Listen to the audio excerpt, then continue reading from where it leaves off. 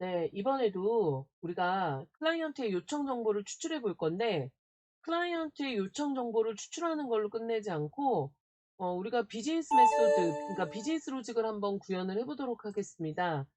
어, 요 지금 경로, 네, 영상에 링크 걸어 놓을게요. 자, CAC HTML 파일이에요.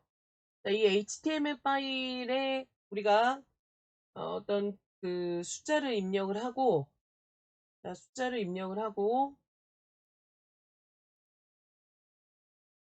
플러스 연산을 하든, 마이너스 연산을 하든, 곱하기 연산을 하든, 나누기 연산을 하든, 전송 버튼을 누르면 그에 맞는, 어, 연산이 진행이 돼서 결과로 만들어졌으면 좋겠어요. 그 작업을 이제 한번 같이 해볼 텐데, 자, 우리 지금 액션에다가 슬래시 CAC.2라는 서블릿이 요청되도록 하겠습니다. 이렇게 정의를 해놨습니다. 자, 우리가 계속 그동안 서블릿을 직접 만들어 주셨는데요. 자, 베이직 패키지에다 놓고 여러분들 오른쪽 버튼 누르셔서 뉴 가시면 서블릿이라는 메뉴가 있죠. 자, 요거는 아더에 가셔가지고 웹에 가시면 네, 여기서 서블릿 선택하셔서 작업하셔도 되는 거예요. 이제 자주 사용하는 것들이 밖으로 나와 있기 때문에 보통은 베이직 가서 네, 뉴 가신 다음에 서블릿 선택하시면 되는 거죠. 서블릿 선택하시고 나면 서블릿 클래스 이름이 나와 있습니다. CALC 서블릿 이렇게 등록을 하고 톰캣 10으로 넘어오는 서블릿 스펙 5점 때부터는 자카르타로 패키지가 바뀌었어요. 자바 X가 아니라. 자, 이제 넥스트 버튼 누르셔서 네, 이 부분이 자, 여러분들 여기 네임이라는 것이 있습니다. 자, 이 네임이 뭐냐면 우리 웹.xml에서 서블릿 네임 등록하셨던 부분이에요. 서블릿 네임. 자, 여기는 URL 매핑이라고 나와 있습니다. URL 패턴 등록하셨던 부분 있죠? 요게 이제 이 부분이라고 보시면 되는 거예요. 뭐 동일하게 이름을 주셔서 작업을 하셔도 되고 우리가 했던 패턴처럼 얘는 CALC 그다음에 URL 매핑에 CALC는 선택하고 에디트 버튼 눌러주시면 CALC.2 네, 오케이 하시고 넥스트 하시고요. 컨스트럭터는 해제하시고 두 포스트만 살릴 거예요. 두 개 지워주시고 피니시 버튼 눌러주시면 네, 자동으로 만들어지는 코드들이 생기죠. 필요 없는 주석이나 자동으로 만들어지는 코드는 네, 지워주시는 작업을 하시면 되겠고요.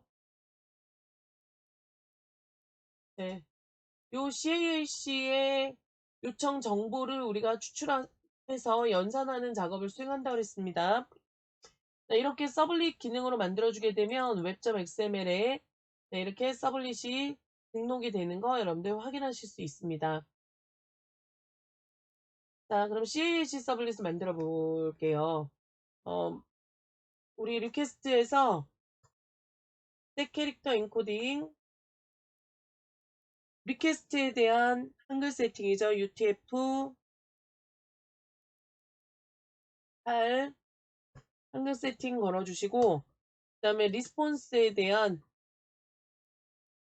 응답 데이터의 형식을 설정해 주셔야 됩니다. 컨텐츠 타입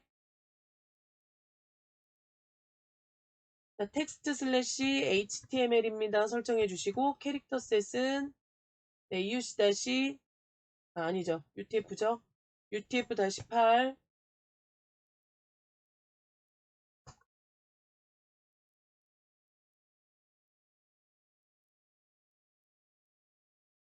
그 다음에 리스폰스 응답하기 위해서 리스폰스에 겟라이터 얻어내시는 작업 하시면 되고요.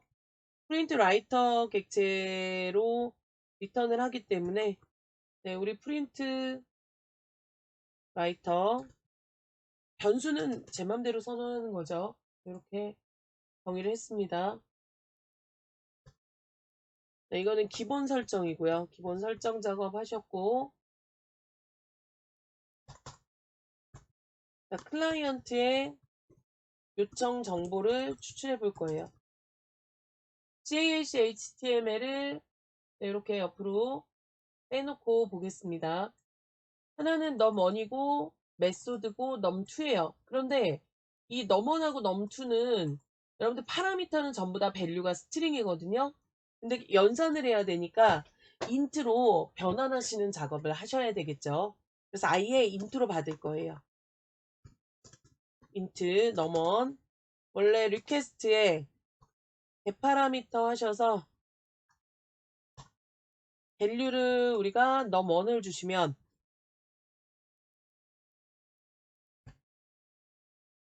int가 아니라 스트링을 리턴하는데 타입이 잘못됐다라는 메시지가 뜨죠.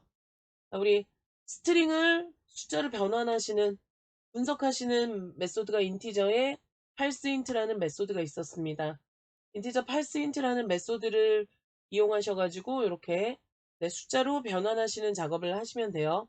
아무거나 숫자로 변환되는 게 아니라 숫자 모양을 하고 있는 문자 열만 변환하실 수 있습니다. 자, num2까지 변환을 해주시고요. 그 다음에 메소드는 리퀘스트 파라미터 여기 메소드는 메소드라는 이름으로 처리를 하셔야 하고요.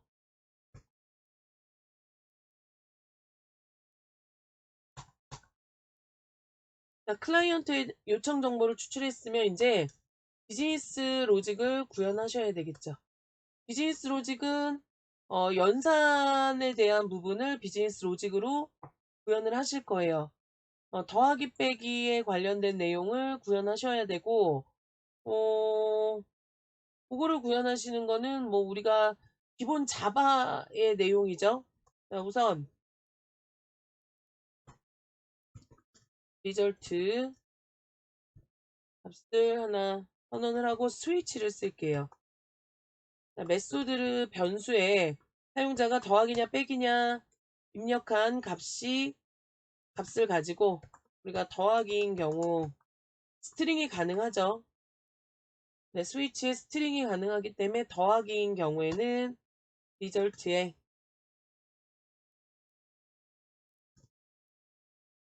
num1하고 num2하고 더한 결과를 넣어 주실 거고요. 그 다음에 이제 브레이크 걸어 주셔야 되겠죠. 브레이크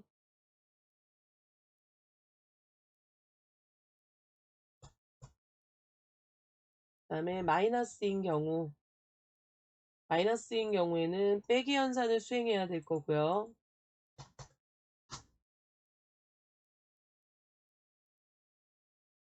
곱하기인 경우 곱하기 연산을 수행해야 되겠고 나누기인 경우에는 나누기 연산을 수행해야 되겠죠. 자, 물론 이제 빼기나 나누기 같은 경우는 첫 번째 입력된 넘원이 더 크다라는 걸 우리가 평가하는 작업을 해야 되는데 그거는 뭐 일단 전제하고 그렇게 입력된다 전제하고 자, 이렇게 완료된 다음에 우리가 이제 클라이언트한테 응답할 내용을 생성하실 거예요. 아웃에다가 별건 아니고 프린트 ln 하셔서 h1으로 계산 결과를 출력할 거고요.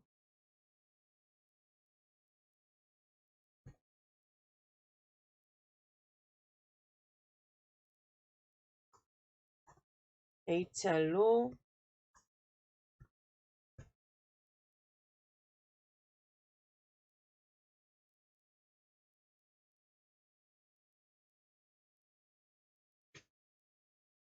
네, 작업을 하실 거고요.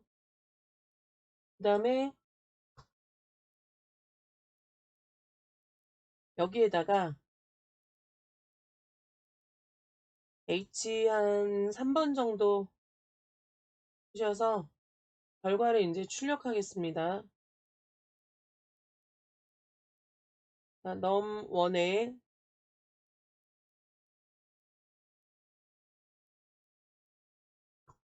num1의 값 num1 num2의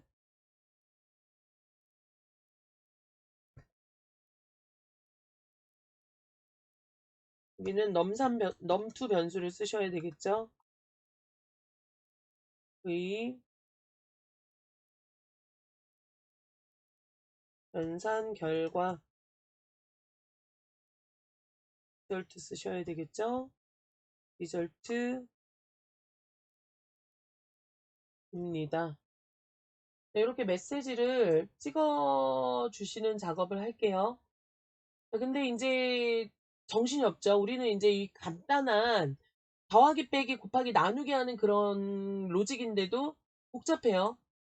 자, 그 다음에 클라이언트한테 응답할 내용, 이거는 우리가 진작 알고 있었지만 클라이언트는 여러분들 클라이언트한테 보내는, 그러니까 이게 지금 서블릿 클래스가 역할을 어떤 역할을 하냐면 클라이언트의 요청을 우리가 처리하는 역할도 담당하고 있고, 그 다음에 비즈니스 로직을 담당하고 있고요. 그 다음에 응답 뷰에 대한 내용도 담고 있어요. 자, 우리 객체지향 언어죠, 자바는. 객체지향 언어에서 우리 요즘에 이제 이거는 뭐 면접 볼 때도 여러분들 잘 나오는 질문이죠. 객체지향의 설계 5가지 원칙이 여러분들 솔리드라는 원칙이 있습니다. 이 중에서 S에 해당하는 거 가장 첫 번째 나와 있는 게 SRT라는 내용이거든요. SRT가 뭐냐면 단일 책임 원칙이에요. 단일 책임. 단일 책임의 원칙. 이 단일 책임의 원칙은 뭘 말하냐면 뭐 더 이제 우리가 디테일하게 신경 써야 되겠지만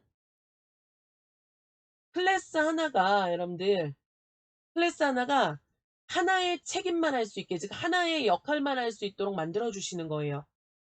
하나의 역할만 할 수 있게. 근데 우리는 지금 서블릿 클래스가 요청도 처리하고 비즈니스 로직도 구현하고 응답도 만들고 있습니다. 그러니까 결국은 뭐냐면 하나의 클래스가 하나의 역할만 할 수 있게 이 비즈니스 로직부터 시작해서 응답 뷰들은 다 서블릿 바깥으로 분리해내시는 작업을 하셔야 된다라는 거죠. 자, 이 작업을 이제 저랑 같이 해보시도록 하겠습니다. 우선 자, 우리 CALC 서블릿이 하나 새롭게 등록됐으니까 서버를 내렸다 올리시고요. 자, 이 코드가 동작하는지 우리가 먼저 확인을 해보도록 하겠습니다. 자, CALC HTML을 이용하셔가지고 실행을 하실 거예요. 자, 실행. 우리가 여기다가 100이라고 입력하고 20이라고 입력한 다음에 전송 버튼을 누르면 더하기 연산 결과 출력됐고요. 자, 마이너스 연산 결과도 출력이 되고요. 곱하기 나누기까지 정상적으로 실행되는 거 확인하실 수 있습니다. 자, 그럼 우리 어떻게 해야 될까요? 지금 현재 여러분들 코드가 동작하는 걸 같이 살펴보시면 최초 뷰가 CALC HTML이에요. CALC HTML에서 우리가 어떻게 요청을 하냐면 CALC.2에 매핑된 서블릿을 요청해주세요 하고 리퀘스트를 보내고 있습니다. 서브밋 버튼을 누르면서 리퀘스트를 보내고 있죠. 자, 그러면 여기 CALC 서블릿이 동작하면서 클라이언트의 요청 정보도 추출하고 있고, 그 다음에 비즈니스 로직도 구현하고 있고요. 응답할 뷰도 생성하는 작업을 수행해요. 그리고 리스폰스 되고 있는 걸 확인하실 수 있죠. 이 서블릿이 갖고 있는 이 세 가지 역할 중에서 한 가지 역할만 남기고 우리 분리하는 작업을 할 겁니다. 그럼 어떻게 하셔야 되냐면 분리한다고 해서 여러분들 거창할 게 없어요. 역할을 분리한다는 건 클래스를 하나 더 만든다는 거죠. 자, 우리 CALC HTML 파일을 만들어 주고요. 리퀘스트를 보내면 자, 뭐가 리퀘스트를 받게 만들어 주실 거냐면 동전과 동일하게 CAC 서블릿이 요청을 받도록 할 거예요. 그래서 요청 정보를 똑같이 추출할 건데 비즈니스 로직을 그대로 구현하지 않고 비즈니스 로직을 구현한 클래스를 따로 만들 거예요. CALC라는 클래스를 따로 만들고 그럼 우리는 비즈니스 여기서 하는 일은 메소드 폴만 작업을 하면 되는 거죠. 여기는 응답 뷰를 생성하는 거고요. 자, CAC 미리 만들어서 우리가 하기 위해서 CAC 메소드로 만들고 연산을 수행하게. 그래서 서블릿에서 메소드로 데이터를 넘겨야 돼요. 이거는 메소드에 매개 변수로 전달을 받을 수 있게 여러분들이 설계하시면 되는 거고요. 결과를 받아야 돼요. 그러면 리턴 값으로 메소드 호출하는 거니까 리턴 값으로 결과를 받을 수 있게 작업을 해주시면 되겠습니다. 그래서 이런 식으로 우리가 서블릿으로부터 비즈니스 메소드를 분리하시는 작업을 하셨어요. 이렇게 한 가지 클래스가 하나의 역할만 할 수 있게 점점 이렇게 분리하시는 작업을 진행을 같이 하실 겁니다. 우선 베이직에다가 비즈니스 로직을 구현하기 위한 클래스인 CALC 클래스를 하나 만들게요. 일반 노멀 클래스로 만들어 주시고 네, 퍼블릭 일단은 보이드 CALC 메소드로 만들고 int num 2개랑 그 메소드를 스트링으로 지금 전달 받아야 되죠. 그 다음에 int num2 이렇게 구현을 해놓고 우리가 서블릿에다가 만들어 놓은 이 비즈니스 메소드죠. 요거를 그대로 비즈니스 로직이죠. 요걸 그대로 잘라서 네, 메소드 안에다가 넣겠습니다. 자, 결과값이 리절트에 저장이 돼 있고요. 결과값은 호출하는 곳으로 보낼 거기 때문에 네, 리턴 리절트까지 구현을 해주시면 돼요. 그럼 비즈니스 로직을 구현하셔야 되겠죠. 여기서는 CALC 타입의 객체 OBJ를 하나 만들어 주시고요. new CALC 만들어 주시고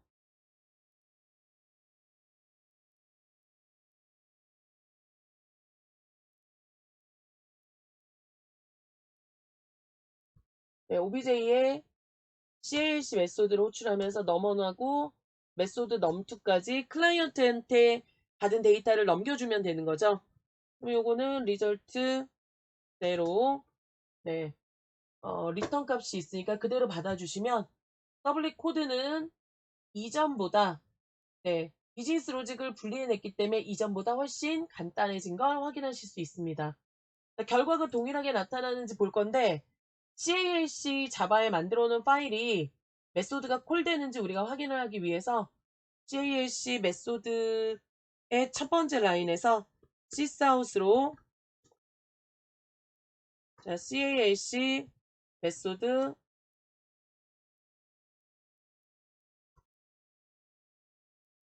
호출이라고 출력을 할게요. 자, 저장하시고 리로딩이 될 때까지 조금만 기다리도록 하겠습니다.